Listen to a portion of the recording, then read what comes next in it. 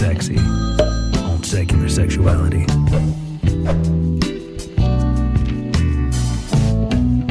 Well, hello and welcome to Secular Sexuality. I am Megan Bonner. Joining me, as always, is my lovely co-host, Christy Powell. Howdy. And joining us once again is Lily Bacon. Thank you so much for joining us. My pleasure. Today, the main topic is going to be kink, but we also wanted to toss in a little bit about, we've had some questions about, the poly community. Yeah, and just questions of how to open up and what's the difference between polyamory and these different forms of monogamy, monogamish, non-monogam, Open. Yeah. And, Yeah. you know, I know that some folks feel like we've already tackled this. It's a sort of a retread, and I get that. But we have gotten so many beautiful questions, and we know that there are folks who are really struggling, really confused by this kind of novel idea. Right. So we want to establish, I guess, just a little bit of a baseline for, how to approach these types of questions in our lives. Well, that sounds wonderful. Before we get into that, Community Corkboard, we have on this Saturday, there will be on our Discord server a Q&A with Godless Iowan. So if you're interested in that, link should be in the show notes. It should be good. And as always, please call us 512-686-0279. 512-686-0279. Again, we would love to give you a Cupid doll, but we are fresh out. With that, I think from all of us here at the ACA, we can say Happy New Year. Yeah, We made absolutely. it to 2019. Thanks so much for joining us. Mostly intact, I think. Ish.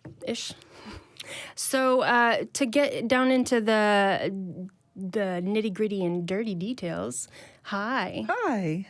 Thank you for coming back. Oh, my pleasure. That was fun last time. I think everyone, I know I had a great time, and I think our listeners had a great time too. So hopefully they will enjoy this one just as much, if not more. I hope so. I mean, it's always encouraging when somebody's willing to come back. You know, that definitely means it's not terribly scary, so... Or that we weren't too terrible or mean. I mean, I know I can be a bit of a prima donna, but... So, Christy, did you have any questions or any specific topics you wanted to open up with Lily today? Yeah, I mean, I think just as a good place to start, I'm interested in why you're interested in this. You know, why did this become something that you have, spent time connecting with others and building places of community? I mean, why is polyamory not just important to you, but important to, like, your world? Oh, yeah. Wow, that's a big question. Sure. Okay, so I've been poly for about 5-ish years. I did 26 years of a very standard, vanilla, very monogamous marriage. And Very monogamous. it was. I like that. Yeah, well, I mean, it was gracefully. It wasn't just slightly monogamous. It was like full-on monogamous. It really was, and gracefully so. I didn't struggle with it. I didn't feel like I wasn't chomping at the bit for others the entire time. Right. But that marriage had a beginning, a middle, and an end. I liken it to reading a novel. And we kind of got to the last page of this really engrossing, really good book. And we just kept reading the same final page over and over and over. Any epilogue or coda is just not... it was done. Not adding anything, sure. No, it was just that the marriage was done. And thankfully, we managed to figure that out before we got into really resenting each other. But it was kind of a near thing with the resentment because I had changed and grown and become a very different person, and I think my husband wasn't recognizing that. He had met me when I was 19, and I think he still thought that I was that same person. Right.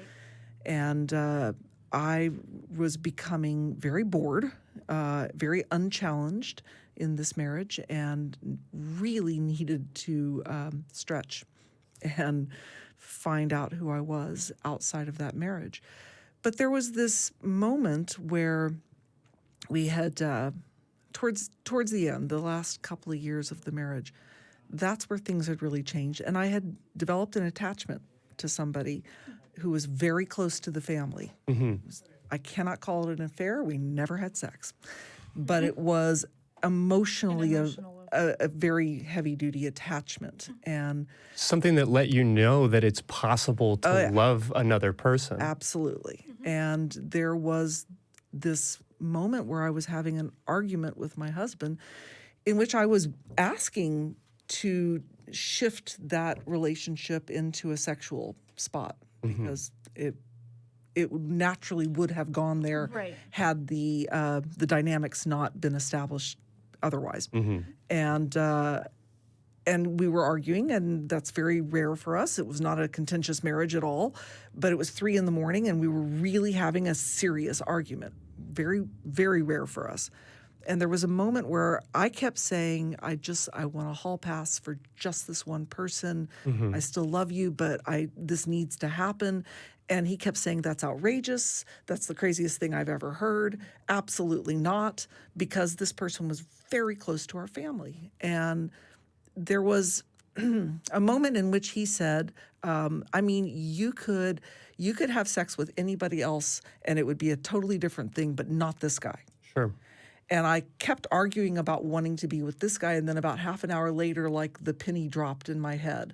And I went, wait, what'd you say? Back up. Can we talk about that?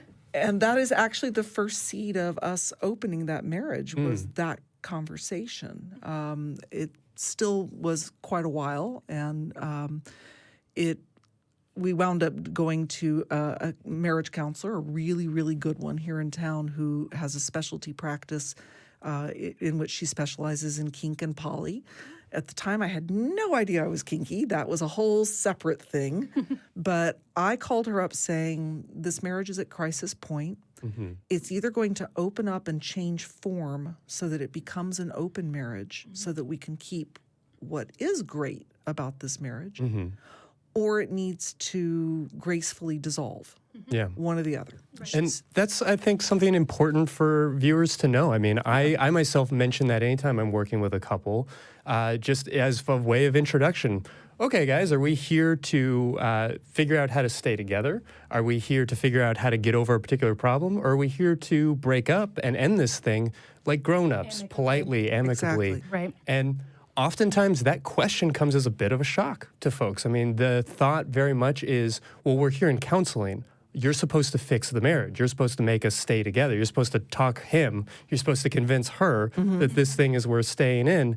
And it's important to remember that people are more important than the institutions that they build. We build these institutions, marriages, governments, whatever else, to serve the people in them. And yeah, I'm not advocating for like just destroy all marriage. I know that that's kind of the messaging some of my family takes away from this program. But we're definitely not anti-marriage any more than we're anti-monogamy. Right. It's just a matter of finding the right fit, finding the right arrangement. Oh, for I'm people very pro-marriage. I'm very much the marrying kind. You've heard commitment phobe. I'm a commitment file. I love commitment. Just totally groove on it.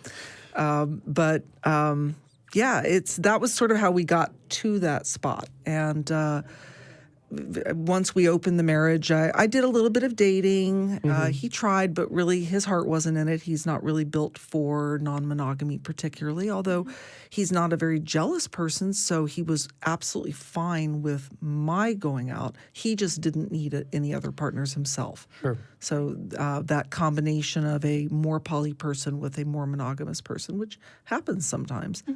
But then I met somebody and fell head over heels in love and found all kinds of passion, discovered kink, that as well. That was definitely part of it. And it threw into such sharp relief just how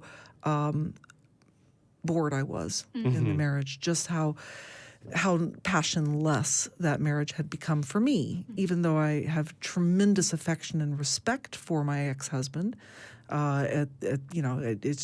It was suddenly very clear what I had been missing. And so that slowly and very gently led to the end of the marriage. I'm always very hesitant to tell this story to people who have concerns about polyamory because the narrative they hear very often is, open the marriage and it'll end. Well, no. No, that's not true. This marriage was done. It was the last page of the book. And I've gone on to other relationships since that are in every way as committed. I'm currently engaged, by the way. Ah, congratulations. Thank you. To one of my partners, and very, very deeply in love with another one of my partners. And those two things are side by side. They are not. There's no mutually exclusive There's aspect no to that. mutually exclusive aspect, nor is there any hierarchical aspect for me. Yeah, well, I think that's an important question. You talked about, this idea of a hall pass, and then, okay, everybody but this person. And so when we're looking at these different forms of non-monogamy, do you identify as polyamorous then? Yes. Okay. And would you ever be happy in flirting with these other ideas? Do you separate polyamory from, like a monogamish or these different terms? For me, I mean, Yeah. well, the last time I was on the show, you mentioned the book, The Jealousy Workbook. And I had not heard of that book before. It sounded intriguing. I went and got it. And one of That's by Kathy Lebrillo, Okay. by the way. Yep. Since I never have these names handy, I thought I'd actually get it together this go around. And one of the very first things in the book is a kind of a survey, kind of a quiz that is trying to figure out if you are more naturally monogamous, more naturally polyamorous, or kind of a hybrid. And as I read down through this survey, it's like, oh, goodness, I am just hella poly. It became very, very clear to me that while I did such a good job in that monogamous marriage, I have changed and grown so much since then. It would feel like going into a cage for me. Sure. But I say that without a shred of disdain for monogamy. Right. For the people it works for, great. I completely get it. It's not gonna work for me, and that for me, it's not because of sexual exclusivity. It's because of heart exclusivity. The emotional. Yeah, I love bigger than one relationship. Even just looking at my current two, major partners, they're so different as human beings from each other. And what I get from each of them and what I'm able to give to each of them is so incredibly different. If I had to, I hate even saying it, if I had to pick one of them and totally invest in that relationship and that relationship alone, it would feel like an enormous hunk of me was cut off. Yeah, so a lot of folks debate about, this question of is polyamory a lifestyle or is it an orientation? When I hear you speak, it sounds as if you're saying there's nothing wrong with monogamy anymore, that there's something wrong with being straight. I just happen to like women. I just happen to like men, whatever is true for you. And, there shouldn't be all these obstacles and burdens in getting that. Is that kind of how you frame things for yourself? I mean, you lived more or less happily, monogamously for years and years and years. Is that a lesser version of yourself? Is that a different version of yourself? I mean, if it was possible for one person to give me everything I need to feed all the different sides and aspects of me and to allow me to give to that one person all the different kinds of things I've got to give, then sure, in theory, I could easily be monogamous. But that's a very tall order. And I've got these two wonderful partners. I'm looking for a third. There are some aspects of me that aren't being fulfilled even with these two amazing humans in my life. And so I am dating and looking for a third. For me, 3 is a really good number. It's, if you look at geometry, it's the first stable number. You can't build a chair with 2 legs. You can build a stool with 3 legs, and that's relatively stable. So for me, that works really, really well. It gives me enough people to bounce my energy off of and kind of rotate. I'm a lot. I'm a lot. I can be very overwhelming for one partner, just in terms of the output of affection and attention and just sheer text messages. So for me to have enough people to spread that out on is a really healthy thing. Do you think, and I've heard different theories about this from my own therapist as well, that this expectation that we should be the end-all be-all everything for one person, and that they should be the end-all be-all for us in a monogamous relationship, do you find that to be just too onerous? I mean, in a sense that it's just not really doable for you? It's not for me. Yeah. I mean, I've got these really disparate needs. So, and that's not only in what I need to receive, but in what I need to give as well. So, yeah, trying to get one of my partners to provide everything, that just seems like such an onerous task for them. Right. I wouldn't want to burden them that way. And the same, I mean, one of my partners loves musical theater in a way that I cannot comprehend. And I'm absolutely delighted that at least one of his other partners can sing every lyric from Hamilton, and the two of them geek out about that. And I'm like, yeah, whatever, y'all. Just, go do that in the other end of the house. And I'll hear them in the kitchen screaming out the lyrics from Hamilton, and they're so happy. And I didn't have to learn that. Yay.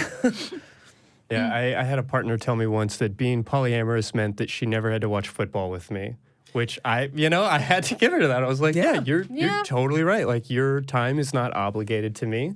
I'm allowed to, have other people here to watch the game with, and I don't need to make that your burden. Yeah. So we do have a caller on the line. Would you like to take the call? Yeah, let's go ahead and jump in. All right. And before we take this call, we still have lines open, 512-686-0279. Also, if you go to the Atheist Experience website, there's a call to show button, and that will work as well. So let's go to Craig. Craig, you are on the air. Hello, Miss Megan. Hello. Christy and Lily. Howdy. Hey, guys. Listen, I love the show, and I'm just recently new to the live portions, and also to just confessing that I'm an atheist. Because for me, congratulations. I haven't. Well, thank you. And that's what I tell people. I've truly been set free now. But check it out. See, I grew up in the church too, and it's filled with falsehoods and whatnot. But before I get into my story, I want to tell Miss Lily that, hey, I agree with you. That's the same. This is how come me and my wife, who's now passed, but this is how come we fulfilled each other with. We had an extra person in our life. Now, let me say this. I met her in church, and I was at that time wasn't a believer. I was never believed in, all through my life, I never believed in all the stories. I never did. I was just a kid. It was a pain in the ass to everybody in church, and that's just how it was. So, but that's where all my friends were. So I met her in church. We started hanging out, and I'd been all over the world in the Navy. I'd seen the world. I knew life. And she hadn't. She'd been raised in a very strict Christian home here in Alabama, in Northwest Alabama specifically. Now, her family came from very humble means, so they were really harsh, and how Christians are like that. They believe in God for everything.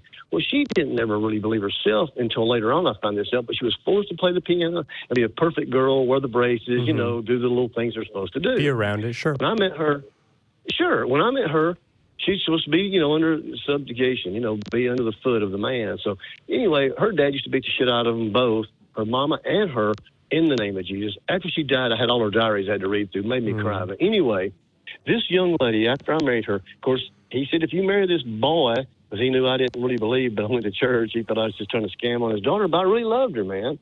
And so we fell in love. We ran off and got married. She walked out of that house, left her keys on the table, because he said, if you marry that boy, which I was a grown man, done been in the service, if you marry that boy, I'm cutting you out of my will. And you got to understand, this is the only child. For him to say that, first of all, was crazy. He made her wear braces, play the piano in church every day, go to church all the time. Now, for him to say that was a big stretch. For her to refuse and say, I'll go with this man, this boy, and I'm leaving my family. Wow, what an amazing thing for someone to do. How amazing for us. My goodness, man, this woman sacrificed everything for this dumbass. I mean, how can I not love her? And so we left and went and got married. All right. In the same day, now this is my story. If I need to shut up, you just tell me, because this is great shit for you guys. I promise you, man. I'm starting my own channel to reach people my age. Listen, check it out.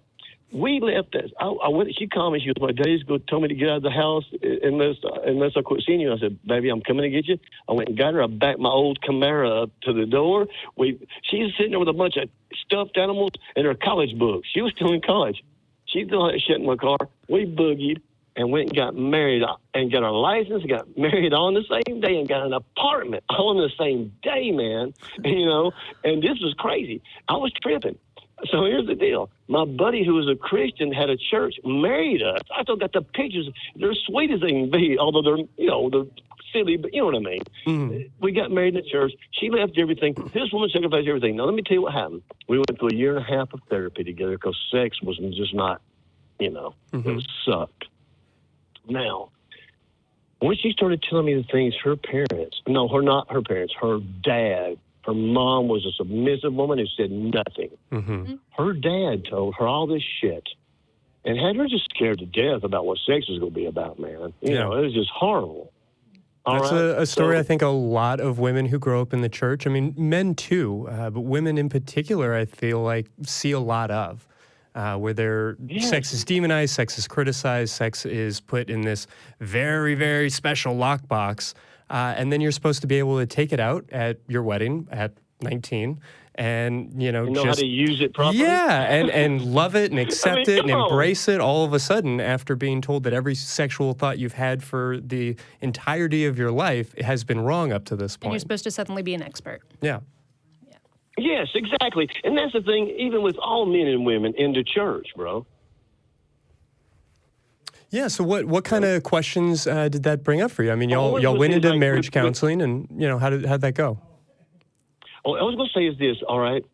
So once she understood this, like, I don't mean, and I don't want to, it's okay if I say something that's a little bit graphic. Is that cool?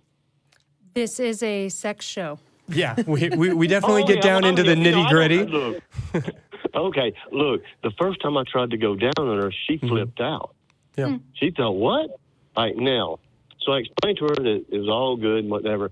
So she was all uptight about it. So once again, after she did let me, and she actually understood that was, man, well, the fact is, man, that's all I had to. She wanted me to do it all the time. Of course, it's wonderful. But here's the deal. She felt guilty every time she got off, and I'm not kidding you. When I say guilty, shameful guilty. Mm-hmm. Isn't that weird? Now, that's why we had to go to therapy.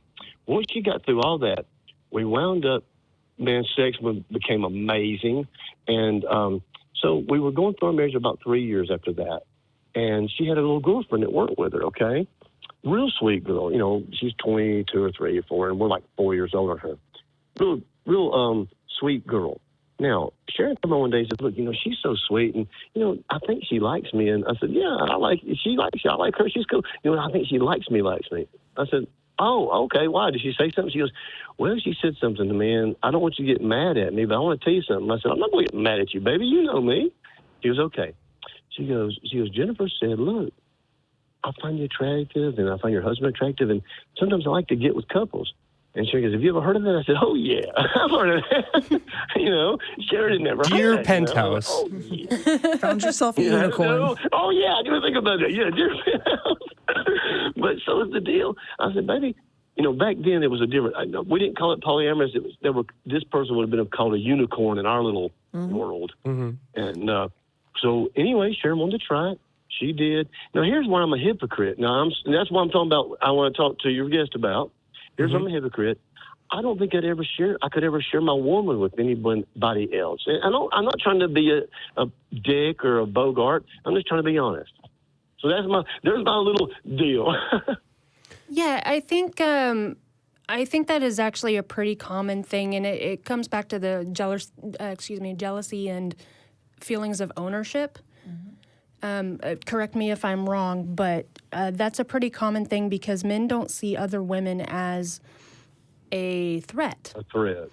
You're right. But it often comes from this place of kind lesbian of unfair. sex. Yeah, no, it absolutely is. And Just, it's, just a lot of it. it's a red flag a lot of times in the community. I mean, your Well, feelings I are your know that. feelings, It's just so hard that's to get that mental thing going. You know, what I'm saying? your feelings are your feelings. You know, what you do with them is the thing that you're accountable for. Exactly. So having that feeling of jealousy, I think, you know, we've been talking about the jealousy workbook and, you know, these different ways of describing yourself, of understanding what your capacities and what your desires are.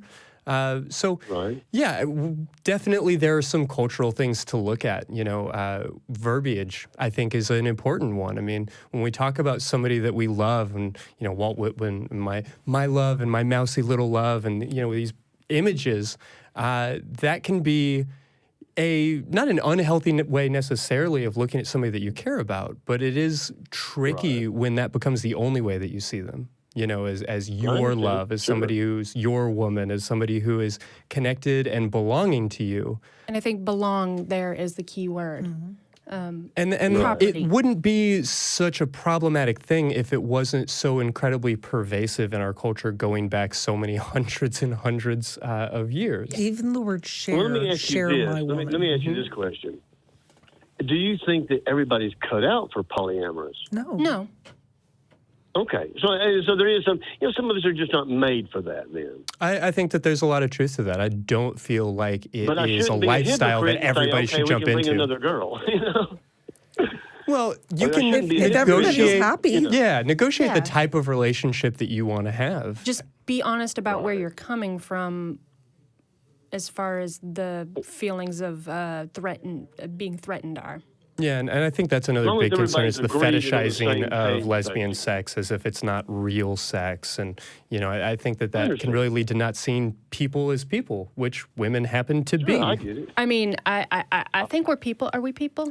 I think I'm we're people. pretty clear I'm a person. I yes. think I'm a person. Yeah. Yeah, baby. I Well, hope I am. But listen, guys, let me say this. I mean, you don't understand. With me, and I'm sure you talk to a lot of people like myself, but maybe not many my age. I mean, my whole life, I've been very different, and I've known that. Not like I'm special. I'm just like, I didn't agree with all the bullshit I saw. I had to question everything. So now that I'm in the situation I'm in, I wanted to learn. So I may mess up a little bit, and I may say a wrong word. And that's like fair. when I called into one of these deals the other night, I didn't mean anything wrong when I say darling or I don't mean that stuff wrong, man. I'm just a dude that grew up in a real well-indoctrinated world, but has always treated people with fairness and love, and that's all I want to do in the world forever till I leave this world. I don't want people to go away stupid and ignorant, trusting in something that is not real, man. It breaks my heart to see people I love just ignorant, man. It breaks my heart. Yeah, and that's what this show is here for. You know, it's not to just spend an hour and a half screaming into the internet void about all of the idiots and the incels and the 4chaners and, you know, Right. we're not here to alienate and stir shit up. No, we're of course here not. to help people Educate. find those words, to understand why some of those phrases may be problematic, why there might be different and in our minds very much better ways of looking at these things. So don't And feel that's like the you got to thing, be you guys are 100%. not judgmental. Yeah, read You're not judgmental, Read the but you books, watch understand the there are shows, you know? certain people that will be, yeah. sure. well, Craig, thank And you. I want you to know this very. Go ahead. Oh no, go ahead. No, I'm just saying. I want you to know I'm coming from a place of honesty and from my heart. You know, whatever that is. You know what I'm saying? So I just want to be accepted at face value. That's all. And we appreciate that. Thank you so Absolutely. much. And thank you so much for your call. I hope you call us back again when we have some more other and interesting topics. We try and keep it interesting and lively up in here. Well, Try to thank mix you it up. guys. Yep. You have a wonderful night. Thank you so much. Hey, You too. appreciate you. Bye. Keep learning, keep growing. Goes for everybody. Yeah.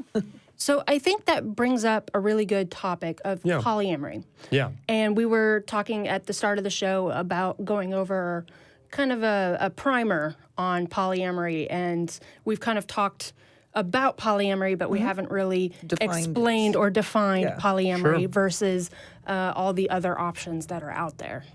And I think that word option is the most beautiful and important thing. If there's anything that the polyamory movement, if we want to call it that, recent birth of interest. The opening of the community. Yeah, it is the idea that people have the right and responsibility, I think, to negotiate their own relationships and to go into any relationship, whether it's with your barista or your partner or your husband or whomever, with the right and opportunity to discuss and not feel like you just have to take a boilerplate contract with every relationship that you're in.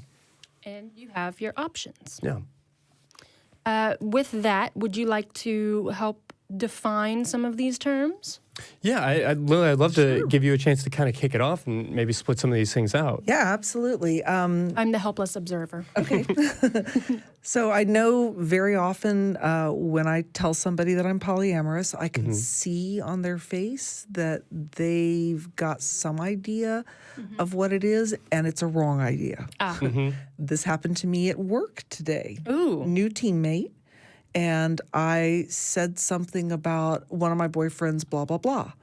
And he said, wait, what? One of your boyfriends? I'm like, yeah, I'm poly.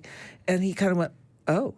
And there was this look on his face that I know what he heard was, I'm a big slut. Which is also true. I mean, separate issue. That's completely separate issue. You can be a slut. No slut shaming here. Absolutely. I'm a very happy slut. No problem with that.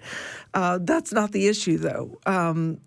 What he heard was this is a person who has non-committed relationships and lots of them and is flitting around, and that's absolutely not true. Not that I don't get up to a fair amount of shenanigans. I do. But what I'm actually seeking is these deeply connected, committed relationships with a lot of heart. And for me, that's my style of poly. And there's all these different styles of non-monogamy. So the big umbrella term is non-monogamy or consensual non-monogamy, because there's non-consensual non-monogamy. There is. And That's called cheating. Right. And that is what gets, I think, gives every other option of consensual non-monogamy a bad rap. It can, absolutely. So consensual non-monogamy is everybody knows what's going on, and there's some choice about opting in or opting out of being in a non-monogamous relationship. But then under that umbrella, there are so many different shades of that. There's swinging, which most of the time looks like a committed couple, usually married, usually a heterosexual married couple like that. And they've decided that they would like to open up their sexual expression so that it's more than just the two of them. So sometimes that's just party-based swinging. Sometimes it's more of like an ongoing partnership kind of a thing. But regardless, the main focus there is that the couple is the primary. And anything else that happens is secondary to the life of the couple. Yeah, so it's hierarchical in that way, but there's also a huge emphasis on this is just sex. Right. This is love and sex and partnership and marriage and whatever marriage might entail for you. Whereas in swinging, generally anything outside of the marriage is going to be limited to just that type of physical interaction. Exactly. So in swinger land, and I'm not a swinger, I've played around the edges of swinger land enough to observe a bit. There's some bordering territory and some contested neutral ground. Yes, exactly. But in swinger land, the big taboo is developing feelings for a sex partner. Because have all the sex you like, get as nasty as you like, get all up in there, but don't you dare have feelings for this person, because the feelings are reserved for your partner in marriage. Your significant other. Exactly. Yeah. So that's swinger land. And then there's open relationships in which two people have a committed relationship, and they are allowed to have sexual expression outside of that marriage, but it's not quite swinger land. It's more just that sometimes you'll see it as a don't ask, don't tell kind of a policy. Very often that's in the case where there's a very big mismatch of libido, and that's actually a pretty good use for that. Yeah. So we have a giant mismatch in libido. I know you need to get your needs met. I really don't want to know. Just What you be do discreet. with who. Right. That would be a don't ask, don't tell open relationship. Then you get relationships where it's not so, there's more transparency. It's not don't ask, don't tell, but it's an open relationship in which there's sexual expression, but it's still not really full-fledged relationships. Then you get polyamory. You're allowed to maybe have like a crush. You're allowed to like entertain a relationship, but if it starts to hit certain milestones, depending on how secure the relationship is or what the guidelines are, people start to get a little nervous. Yeah. If that secondary relationship starts to feel Creeping up. too important, starts to feel threatening. Because it's supposed to be just go have your fun. This is your fun partner outside the marriage, but it's not supposed to be your partner. And then you've got polyamory, in which my heart is my heart, and I'm capable of loving Bequeath multiple it to people. whomever. Yeah, exactly. And I am my primary relationship. That doesn't mean I can't have these really deeply committed relationships with other people, but I am my primary relationship. Sometimes that gets expressed as solo poly. But that's a different shade too. Yeah, there are all these shades and delineations Right. and, people arguing over the right way to do things oftentimes. I don't call myself solo poly because I live with one of my partners. I'm engaged to one of my partners. If I could magically figure out how to get us a house big enough for all of us to be together, I'd live with all of my partners. So I don't call myself solo poly because that's often understood to mean non-domesticated, like we don't live together. Right, right. So, and then there's relationship anarchy. I was just about to say. And then the last stop on the train, Yes. I think. It would be RA, relationship anarchists. And they're a whole nother thing. So. Is it, I assume what it sounds like Yes. is no relation. Don't put a label on me. Don't tell me who to love or how to love or what to love. I'm just here for today. No strings attached, no expectations, obligations. But that doesn't mean that they might not be deeply, deeply in love. They very well might be. They just don't want to put labels on it. Just no labels. You're not my boyfriend because boyfriend is a label. But I have these intense feelings, and we've been together for 17 years, but no labels. I've met a few people like that. Whether they know to identify themselves that way or not is another story, but I've definitely met some people who would fall into that category.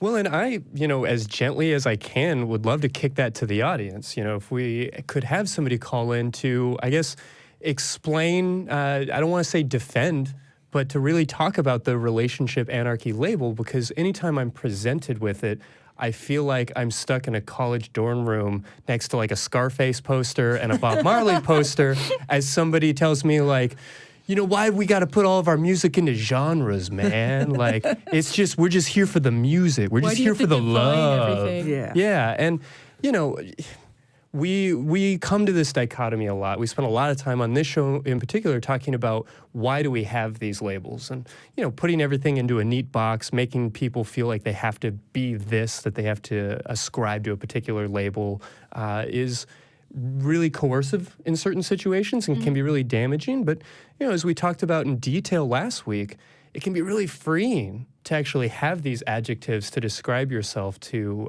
define your relationship a little bit, to talk about the explicit obligations or desires or commitments that you're seeking from somebody.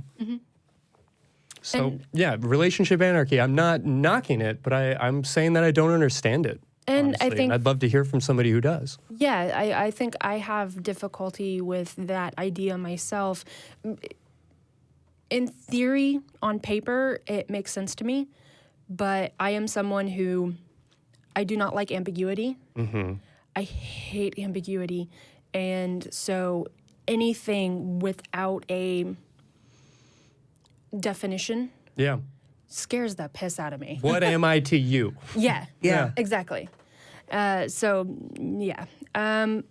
we have a caller on the line, and let's see here. Let's go to Min. Okay, great.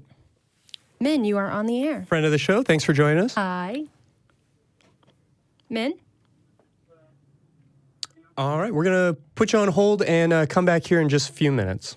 Now, we do still have lines open, so please give us a call, 512-686-0279. In the meantime, let's go ahead and take the call from Jenna. Hi, Jenna. Hello? Hello? Hi. Oh, Oh, sorry. Is this Hello, Min? this is Min. yeah, sorry, we Yeah, I am. got our wires crossed somehow. Whoops. Glad to hear from you. What's going on tonight? First, I want to say thank you, Christine and Megan, for opening this topic about polyamory. This is something I love to learn a lot because I encountered this a few years ago, and last time when I called in, Christine and Dr. Ray helped me understand a bit. In terms of, like intellectual explanation, I understand. But I guess I'm trying to understand more like from an emotional perspective. Because, for Lily, I want to ask you, are you able to, for example, in my case, I'm always able to differentiate between, desiring somebody and loving somebody. And I said to Christy and Megan before that, I am not ashamed to admit that I like to look at, good-looking guys. So when I'm emotionally attached to somebody, and when the guy I like is around me, then I don't have any more desire to look at anyone else. And when he's away, then that desire come up again. So I always able to tell, I desire someone, but that doesn't mean I love him. So so when you find out that you are a polyamorous woman, and how would you differentiate between, you just want someone or you love that person? So do you mean because you're allowing yourself to love multiple people, how do you tell whether you just like them or love them? Yeah, exactly. I'm curious, how you differentiate between, wanting somebody sexually and, actually loving that person. The exact same way person. that you do in monogamy.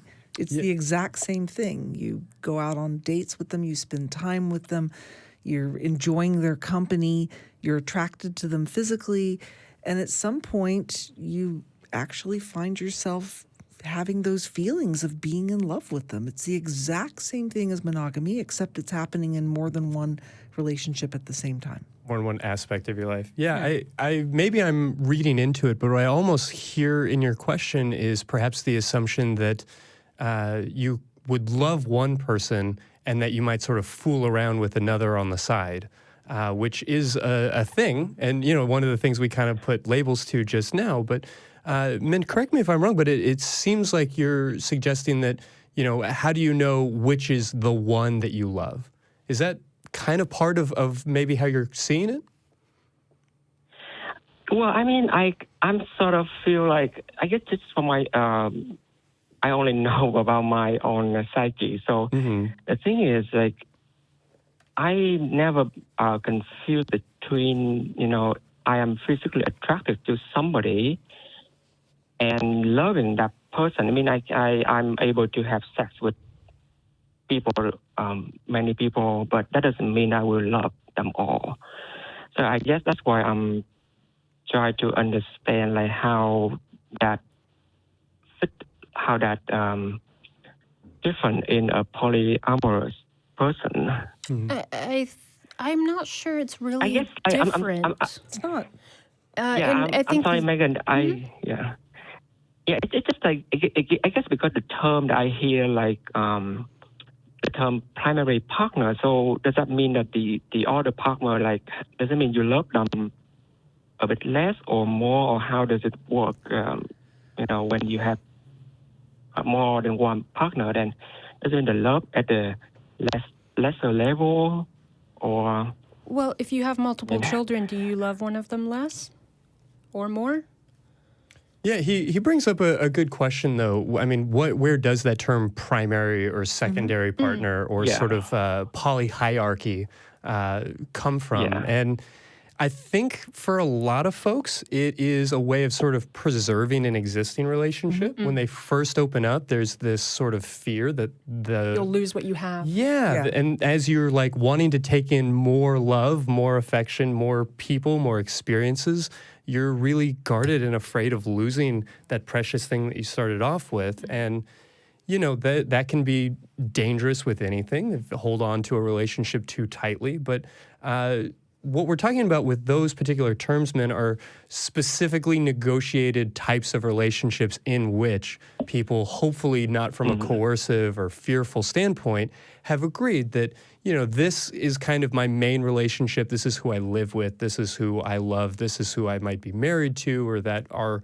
life functions in a lot of ways like a married couple. And maybe we see other people, but we don't necessarily spend the night. We don't necessarily have kids together. We don't necessarily have these other things. And that is one way of having a relationship. That is one way of negotiating the type of affection that you want and the type of way that you want to experience love with one person, two people, three people, four people. And I definitely think we need to clarify that there are so many different types, different ways of being poly. We talk about this in the poly community all the time because one of the aspects of beginning to date a new person is trying to figure out whether their type of poly will mesh with your type of poly. Yeah. And there are so many tiny shades of it. My preference is usually for what's called kitchen table poly. Kitchen table poly is where everybody is pretty close friends with everybody. It doesn't always work that way in my world, but for example, one of my partners has a wife and two other girlfriends besides me. And we are ridiculously close as a polycule, very close. His wife and I are very close friends and really enjoy each other's company. The other two girlfriends, I've become very, very intimate friends with. And for us, that works very well. Now, there are lots of other people who like to be friendly with their metamors. Metamor is what you call your partner's other partners.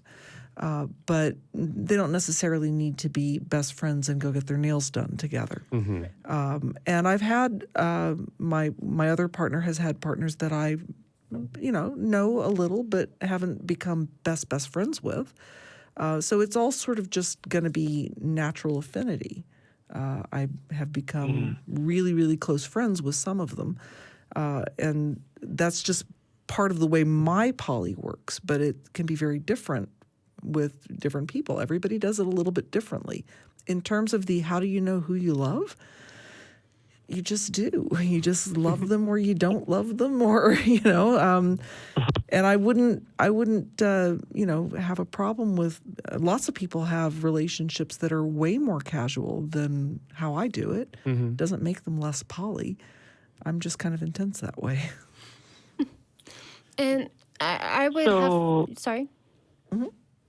Yeah, go ahead, Megan. You say first. Oh, yeah. I was just going to say, in the same way that you know when you have feelings toward another person that is more than just lust, that's an emotional connection. And keeping in mind that most of the time, those emotional connections take time.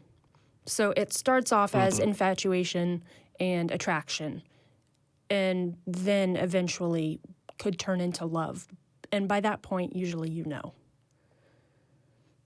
And we're always kind of guessing, and there are always things that get in the way of understanding that. If you feel desperate to be in love, you can talk yourself into thinking you're in love with somebody that you clearly don't belong with.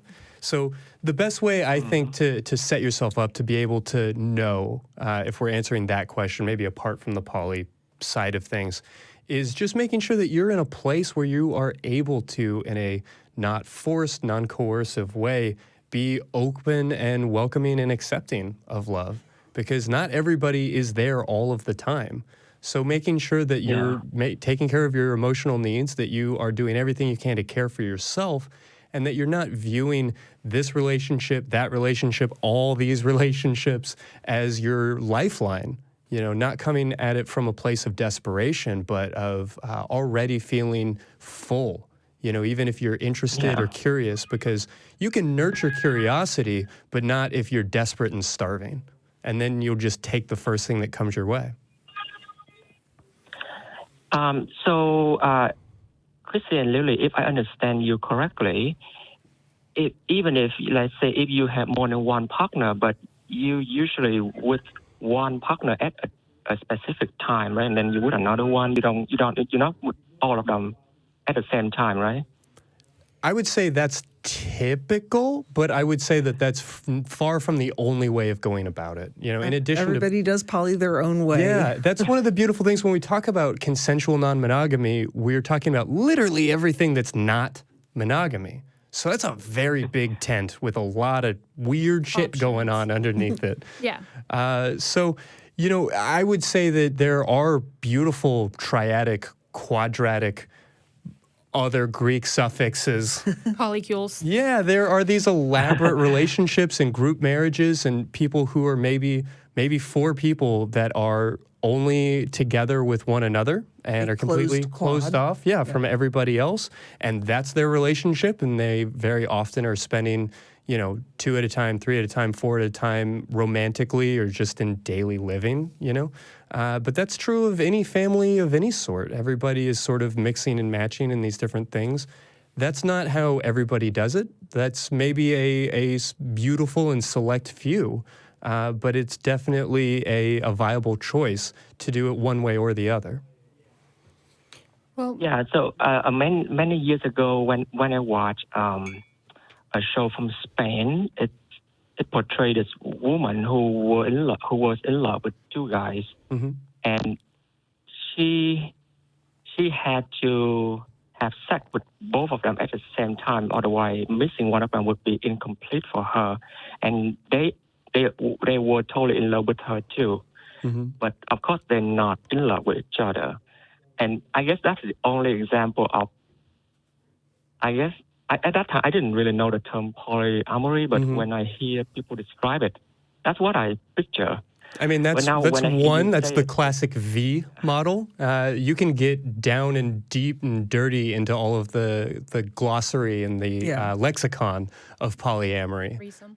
Yeah. Well, a triad is all 3 people are in a relationship with each other. A V is there's the fulcrum and the 2 people who are in relationship with the the one. person. Right. who's And in he's the saying center. that the 2 men were not connected to one another. Yeah. But they were so- both connected to the woman. Right. and So that's a V. we call that a V typically, but yeah, there's a lot of ways to do it. I think that the biggest takeaway is that this is all about feeling comfortable and happy and encouraged to negotiate your relationship. And I would really think that that's a great lesson for monogamous folks to take back to their marriages, to take back to their first dates.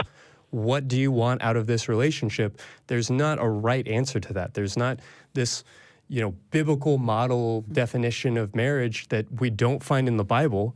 But that we find pervasive in our culture is one way of being, not the only way, and perhaps not the best way for you. Yeah.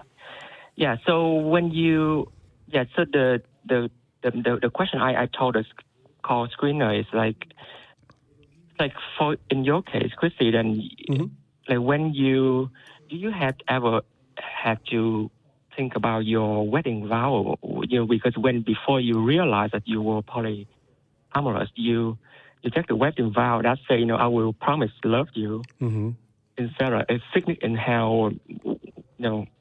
Yeah, I get nervous when I go to a wedding and they say, you know, 1 man, 1 woman together forever. Forsaking all others. Forsaking all others. That's a tough one. Those are all terms that those are vows I am not able, willing, interested in making. Again. Yeah. Fair statement. I made those out of a place of fear, and I, you know, have some regret about agreeing to that and making those promises. And those are things that everybody is sorting out as we, you know, barrel through life. But in terms of, wedding vows, I mean, as somebody who's writing one, I don't know if you want to jump in, but I would say that just like every other part of this, you don't actually have to read the same vows that the Catholic Church has tried to make everybody read. No. You get to make the commitments and promises that you want to make.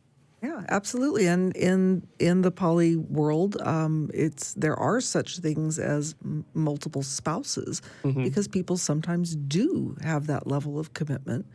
The way that it gets handled, obviously, it's not legal in this country, so it's not going to be something that the IRS is a part of. But really, in a normal, usual monogamous marriage, how much of what defines it as a marriage is your tax return? Right. So that's a very small little part. Right. The rest of it is how do you feel about each other? And so in the poly world, the way that that's handled is with a type of ceremony called hand fasting. And I know couples, well, thruples or multiple variations.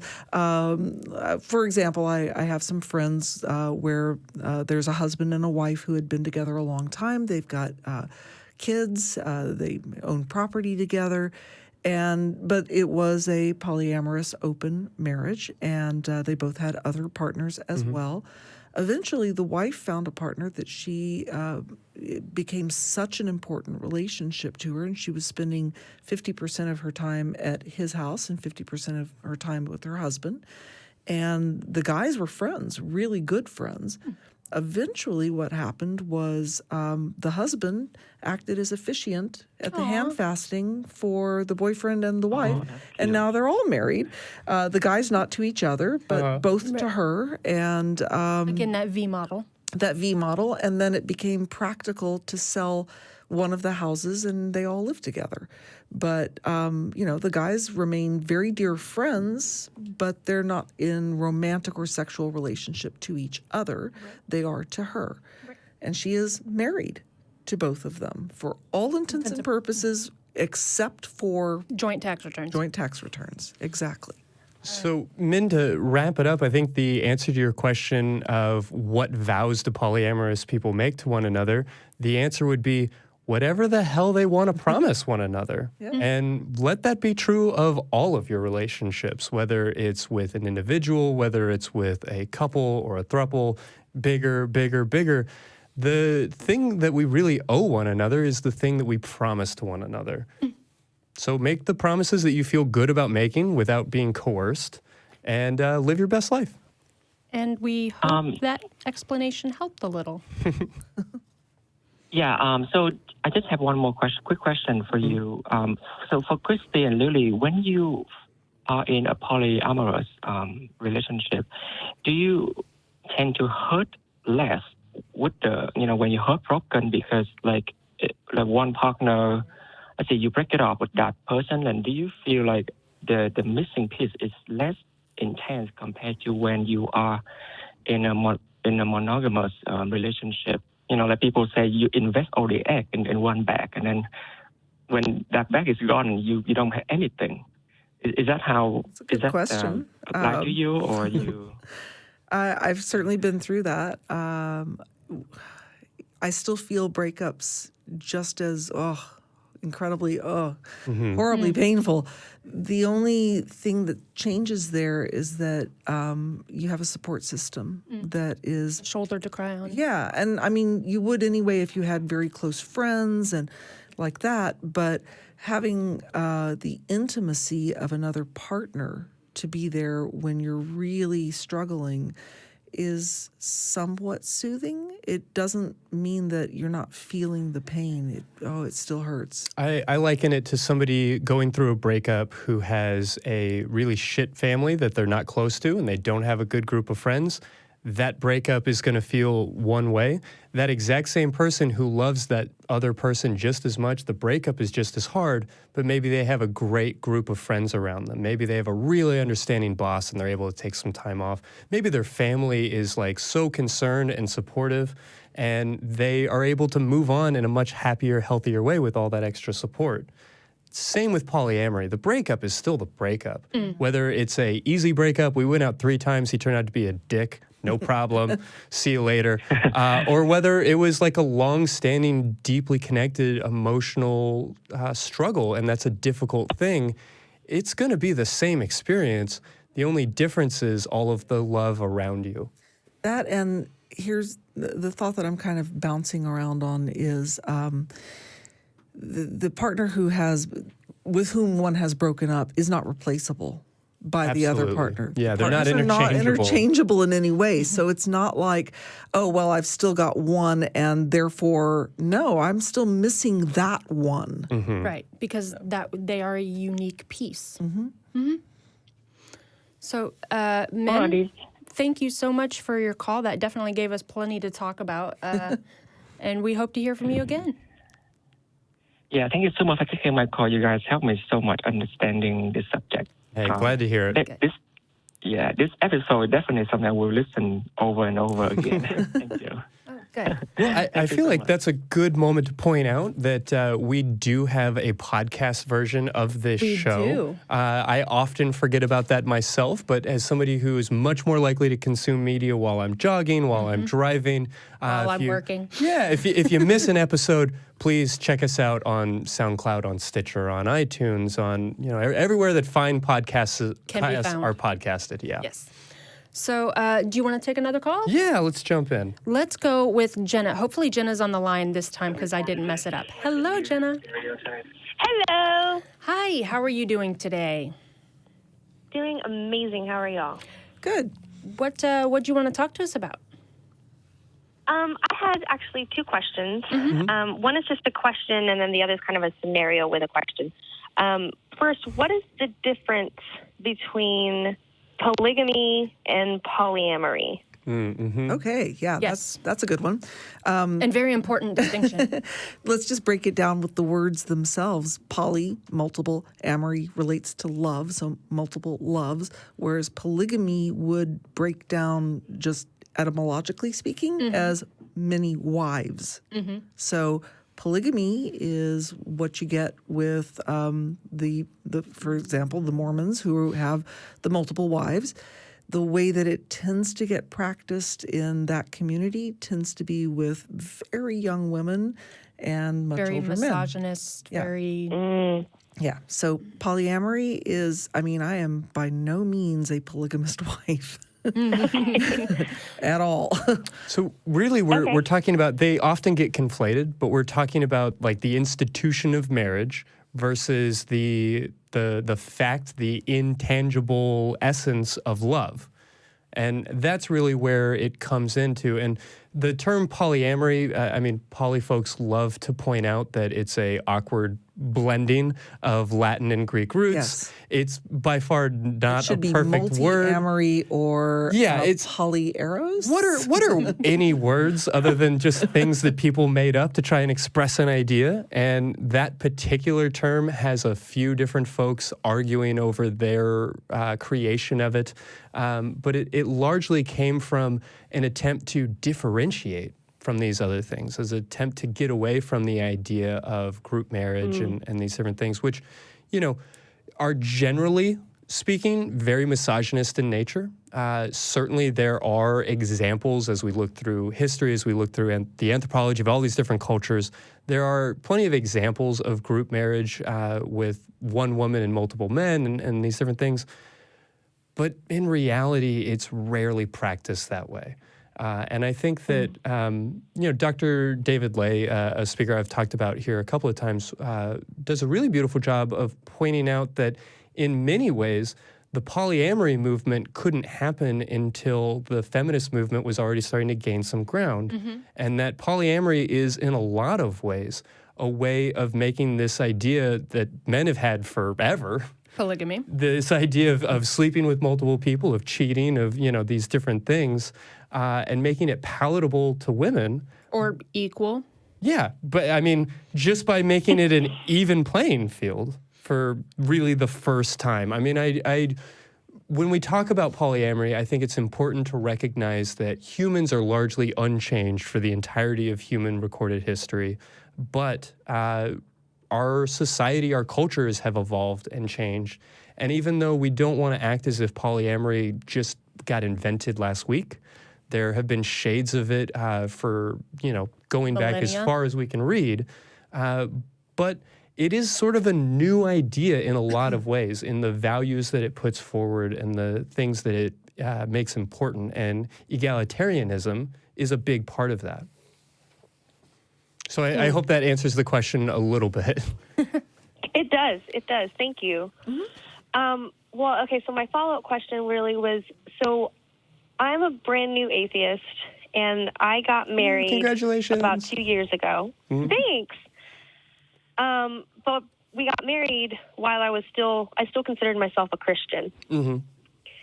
And fortunately for me, I've discussed my sexual preferences with my husband before we got married. So he knew that I've had fun times with girls, and things like that, and he's fine with it.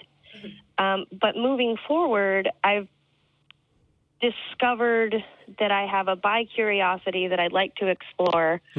I've also learned about myself that I've never had a romantic relationship with a woman, while I have had sexual relationships with women. But moving forward, my husband and I talked to his mother about this as well. She's concerned that if we do somehow migrate towards like an open relationship, that our relationship will be at stake. And I'm wondering if there are like statistics, like open marriages versus closed, and I'm wondering how that can possibly. Yeah. So have you ever heard of a monogamous marriage that ended badly? Yes. There you go. There is definitely a piece of that. There's this, the best example I can think of is this great XKCD comic where two mathematicians are staring at each other, and one male mathematician says to the other mathematician, "You suck at math." And then in the next frame, it's the exact same equation written incorrectly on the board, and the male mathematician says to the now female mathematician, "Girls suck at math." And there's this constant idea when a poly relationship blows up, becomes problematic, is in some way healthy or unhealthy, that it's the polyamory that was at fault. I would definitely push back against that. But maybe to better answer your question, are there statistics? Is there good data about what it would look like, what the outcomes are? I can tell you that they don't exist. I've looked for them, and they're really not out there. There is some interesting research coming out. I love to talk on this show about Dr. Elizabeth Sheff, who in particular is sort of on the forefront of a lot of that research. The Polyamorous Next Door is a great book to read to understand a little bit about what this world looks like for folks who are not just trying to figure out how to open up a relationship, but people who are well down the road, who have been doing it their entire lives, and how that functions for them. And there's an attempt there to do as much actual data collecting and to put together statistics and these different things. And preliminarily, it seems like they more or less line up with every other form of relationship. Yeah. And, the thing is that happy, healthy poly relationships they don't get talked about much. They exist, but these are just people living their lives. So it's not remarkable. It's, for example, the V I was describing earlier, where she's married to both of them. They're just tooling along, having their jobs. There's no Lifetime original movie about that relationship. But it is. But if there could be. Exactly. I happen to know them, so I happen to know that they're all very happy and everything's going really well for them. But when it blows up, that you tend to hear about. Yeah. Especially because folks who, the whole monogamy thing, they'll tend to point to it to say, "See, I told you it would never work." So when something blows up, it becomes the poster child for why it doesn't work. Whereas you don't hear about the ones that do work. And again, I'll go back to monogamy doesn't protect you from dysfunction in a relationship, because if it did, the divorce rate wouldn't be what it is. I was going to say, actually, it's just as surprising to hear people talk about a happily functional monogamous relationship. So it's not like it's restricted just to polyamory, doesn't work out. No, like you said, the divorce rate, I mean, there's something there. Right. Relationships fail. Yeah. And even as we're starting to get the initial statistics, people are actually starting to look into these things and investigate these questions. What we get back is sort of confusing, and it's difficult to separate out. A better model is to look at the outcomes for gay marriage as it's become increasingly available and is now legal all over the United States. It's very difficult to say, how do these statistics look compared to the regular population, to the folks who have had access to marriage forever, and how will they look 20 years from now? Because as people are sort of shifting and adjusting, there were a lot of people that, because they finally could get married, rushed out and felt like it was their civic duty to do so, whether it was a good fit for them or not. At the same time, there are different types of pressures that still exist for people in homosexual marriages. There are this burden to be perfect, to be right all the time. So it's tricky, it's complicated, and even the numbers that we have, which are very few, are difficult to interpret. So it's going to be, in my mind, a minimum of 20 years before we're going to have any kind of real data to look at what is likely to happen to a polyamorous relationship. And even that misses the ultimate question of, what is your relationship going to be like? What kind of relationship do you want to have? And for that's a question that only you can really answer. Because what works for you might not necessarily work for someone else. Okay. Well, how can I go about meeting people other than Tinder? Oh, yeah. Lily, I think this one is squarely Right in your up your court. alley. Yeah. It so is. Depends where you are, for one thing, because different communities have got different levels of active poly folks in community.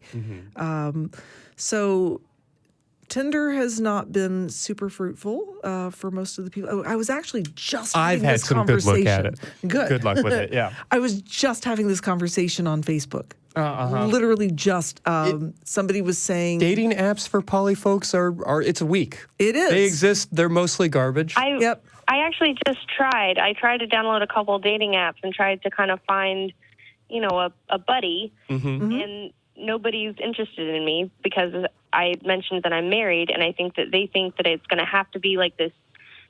He's going to be involved, or he's not. I don't know. I think I'm confusing people about what I want. Yeah, you might look at how you're writing the profile. Tinder is difficult simply because there's very little space to write, whereas and people aren't sorting out looking for people like you. Whereas OkCupid, for example, you can write a novel for your profile. And you can explicitly say that I am non-monogamous. I'm only looking for relationships that are non-monogamous, and then people can find you in that way. Right. And you can also sort for it to be very clear in there to say, I want to find the other love of my life, or I want a fuck buddy. You can be really clear. Viable options. And they're all options. So because OkCupid allows you to write novels there, you can get really clear. Now, does that mean they're going to actually read your profile? No. No, they are not. So none of these sites are perfect. There's a new one that has just started that is designed to be very flexible and to include the concept of polyamory. It's called #open. I have not downloaded it yet. Yeah, I haven't tried myself. it yet. Dan Savage keeps recommending it. Okay. I don't know, but I mean, there's a gap there's a niche that needs to be filled for this. But outside of being online, depending on where you are, for example, we're in Austin, where it's there's a huge poly community here.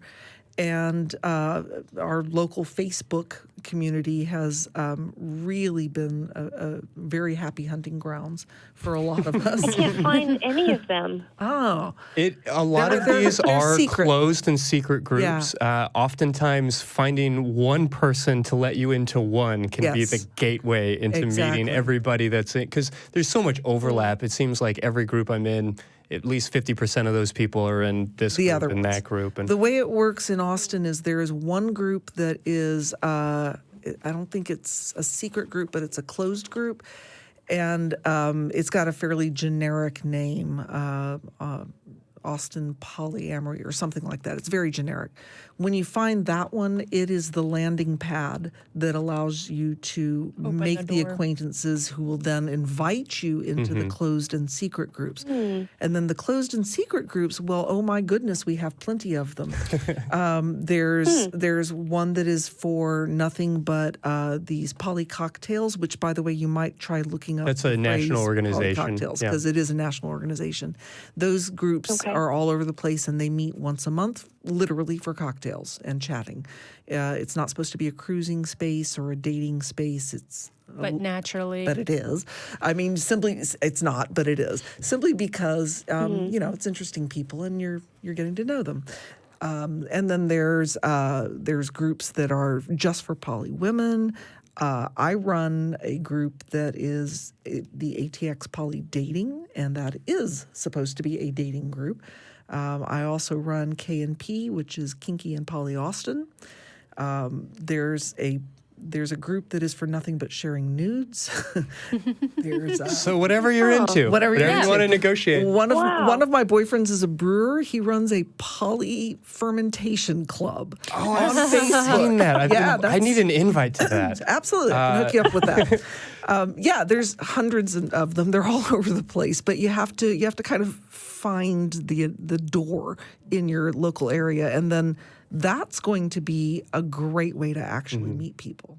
So we hear Is you it a that good it's. idea? Oh well, yeah. I'm sorry. Just to interrupt. We hear you that it can feel like when you just type into Google that like you're getting nothing back. And that can be true to an extent, but I mean, once you get past the shimmery camouflage shield bubble, there's this beautiful, thriving Wakandan nation of poly people Yes. desperate to have you in it. So And we're keep hiding. looking. Once you get like through that, special magic Yes. hole, we're here for you. And we're hiding because some of our bosses wouldn't understand. Yeah. And some of the Oh, I'm sure, and the some of your exes parents, of too. the parents and all of that. So there's a good reason for the subterfuge there, but Right. find us. And so if you do happen to be in Austin, I'd say hit us up after the show and you can talk to Lily. Get right over to Remy. Remy, you are on the air. Hi there. Hi. Hi, so I wanted to ask you guys about raising children and having a poly relationship. Typically, what I've seen is the people that I've tend to see are like people with hierarchical relationships. So they have like usually a primary and that sort of thing. But I wasn't sure if there was any stories that maybe you guys have of people who are raising children in non-hierarchical relationships. Yeah, I think you're right that tends to be the more typical way of going about it, but it's certainly not the only way. I mean, not to keep repeating ourselves, but there are absolutely a million different ways to go about it. Clearly, with children, you want to tread a little bit more lightly, but this is, again, where I would really strongly recommend The Polyamorous Next Door by Elizabeth Sheff. I've mentioned her before, and it'll be in the post-show notes. But that book in particular really dives into different relationship configurations. She does a ton of interviews with the children in those situations, with the parents in those situations, and basically found out that kind of like most every other child, kids don't really give a shit about their parents' sex lives. And Yeah, apart from not really wanting to know a whole lot about it. Yeah. So really the takeaway is that kids will be kids, and kids who are surrounded by love and stability tend to be happier. But whatever is that life. stability is. Yeah, Right. absolutely. It's just And- the stability piece is the important part. And actually, for a lot of kids, it's a big benefit because the more loving grown-ups to support them, Yep. the better. Having your favorite uncle live in the house with you Right. and help with the groceries, help with the driving, or And Teach your baseball homework. team. Yeah. And Yeah. yeah. So you've got more people to help you kind with of- homework who may have different specialties. You've got more people to actually be available to pick you up from soccer practice. It's not a bad thing for kids. yeah. I mean, that's totally kind of what I've been feeling in my own life. You know, like I'm a single person, and I kind of and I work with kids, but I also have like relationships with like friendships where they have children, and kind of being that influence in their life is still really meaningful. You know, I guess that the part I was thinking about was kind of negotiating, you know, how to talk to kids about, like, you know, the relationship that you might have with somebody, you know, not necessarily sexual, but like especially like in a romantic situation. You know what I mean? Yeah, I can't do enough to recommend that particular book as the best way to answer that Yeah. question. In short, Okay. I would say that it's not as tricky as people seem to think that it is. Right. You really just are being open, honest, age appropriate in the same ways that you are with any other part of life. It's very much like my kids had a student that they were in school with when they were probably kindergarten who had two mommies. And I remember fielding Yeah. the "why does she have two mommies" question, and I just went, because they love each other. And that's all it Right. really took. and my was- kids kind of went, okay. I mean, We as adults tend to feel like this is breaking the rules, this is what they're going to expect, and my kid doesn't do well with change. And, you know, kids are just taking the world in. They're used to change in terms of their mental framework. They're constantly being approached by new ideas expect it. because all the ideas are new. So when you throw a new idea at them, they're going to actually handle it a lot better than their parents often do.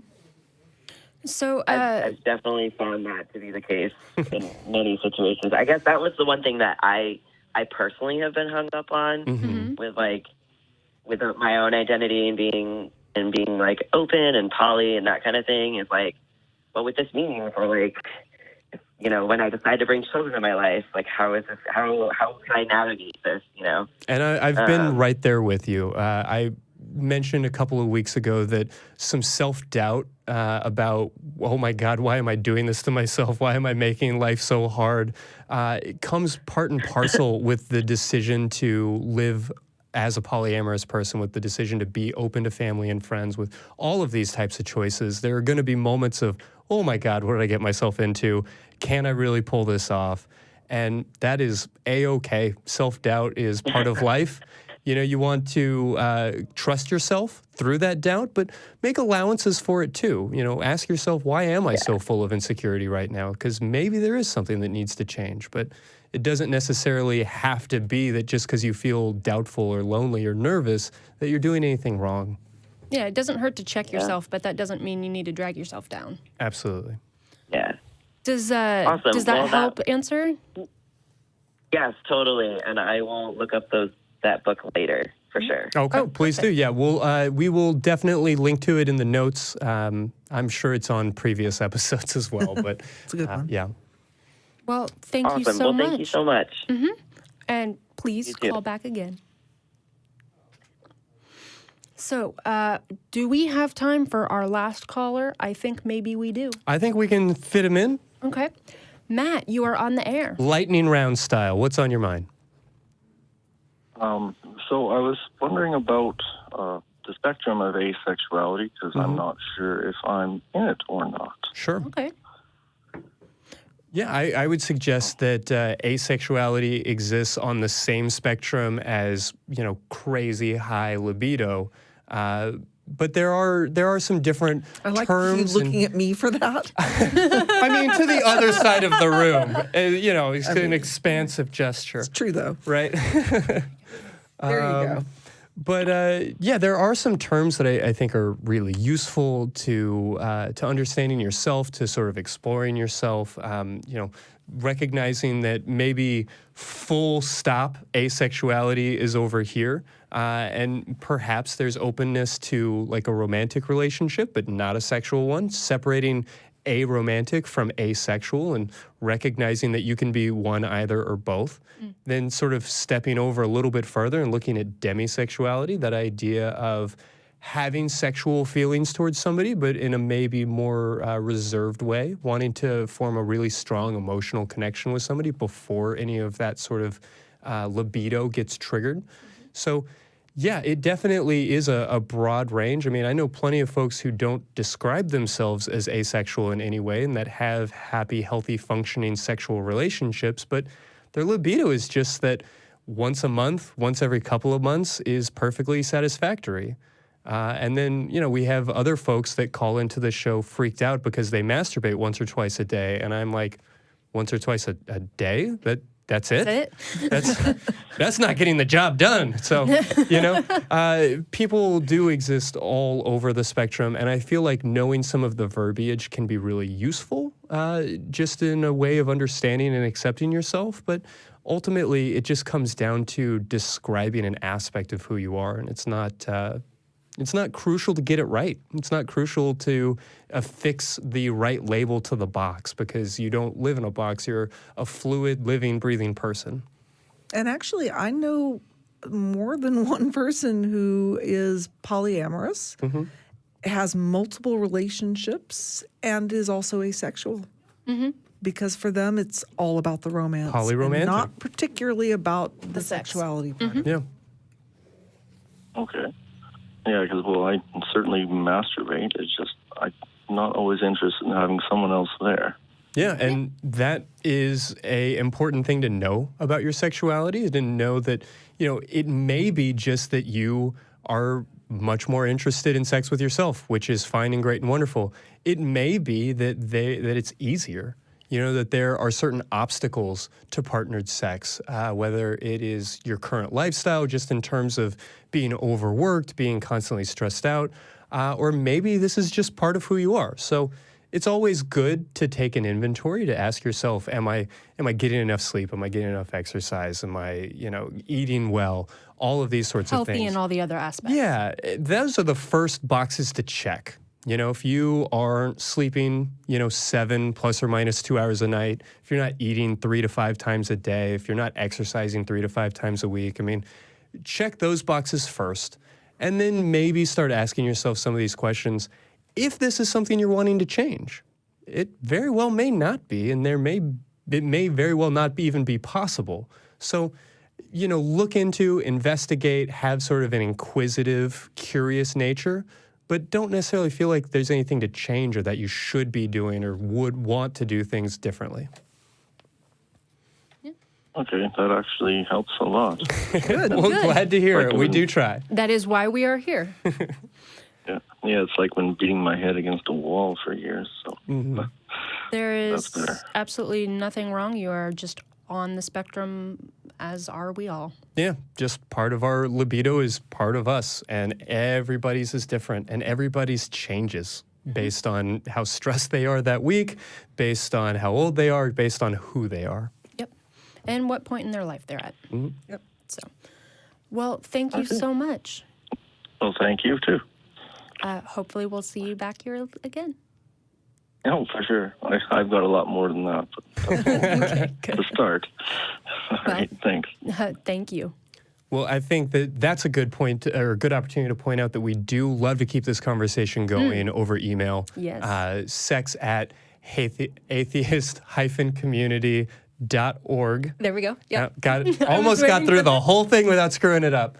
We just love to hear other questions, follow up on anything that we talked about on the show or anything that you'd be interested in doing a show about upcoming. We always love to hear from you, so thank you. And when Christy says we'd love to hear what you want us to talk about, we are being completely honest because we have, certain irons in the fire, but we want to give you the information that you want to know. So as much as you feel comfortable, please write into us. Yeah, and if there's ever anything you don't want shared on air or whatever else, I know we've done that recently where we've read some emails on air, and I think that that's a beautiful way to carry on the conversation, but we'll absolutely keep anything private that you want kept private, so please feel free to reach out. And before we say adieu, remember, hit that like and subscribe button.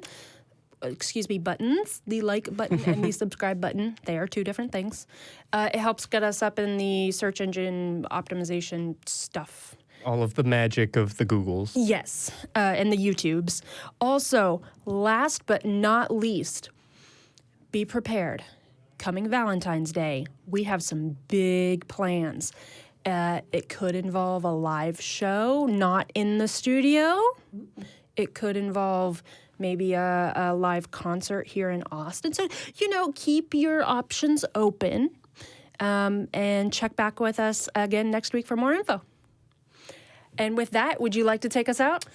Yeah, thank you to everybody for joining us and for all of the great calls. And as always, we just want to remind people that whether it is by yourself, with somebody else, with 4 or 5 or 6 somebody else's, whether it's once every couple of weeks or once every 15 to 20 minutes, that we just want to encourage you to go out and give yourself a big ol' orgasm. Or, better yet, give somebody else one.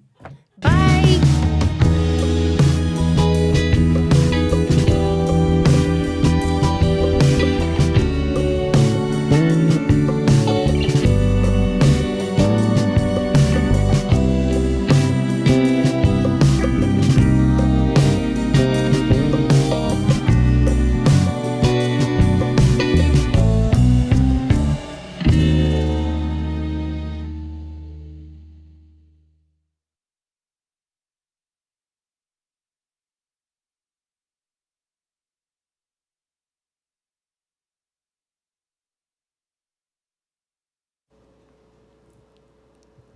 Silence.